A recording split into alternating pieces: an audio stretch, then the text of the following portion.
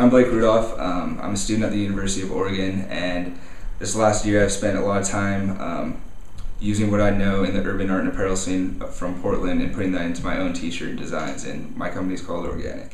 ORegaNYc is actually my company name, and it's spelled ORegaNYc, so it's spelled a little different, but what that basically is just being, an Oregonian, we're exposed to, the beautiful Northwest. It's always green, everything's growing, so I just felt organic was a really, symbolic, powerful name, so a lot of my designs are kind of stemmed off that.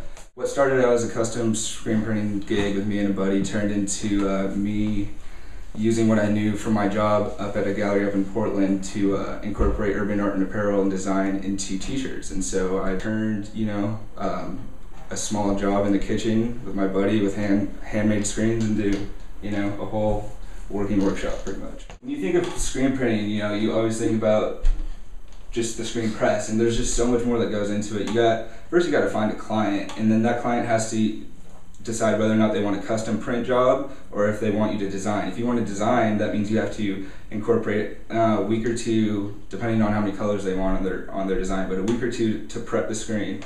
I do it for fractions of what professional screen printers will do in a big warehouse. So it's kind of a win-win right now. Like I'm learning so much at the same time while kind of like meeting people in the community and meeting people in the Eugene urban art scene, which is really nice. So it's a win-win there, but financially, I'm not making a ton of money now. So the materials I specifically need to grow as far as my business would definitely just be minor costs that a student can't really incorporate with our budgets right now. So like things like ink, things like emulsion, it just adds up really quick. And then I guess just not having the ability to get money for advertising and exposure, because that's really important. And as a small independent business, let alone a student doing this by myself, it's really hard to get out and meet people and talk to people.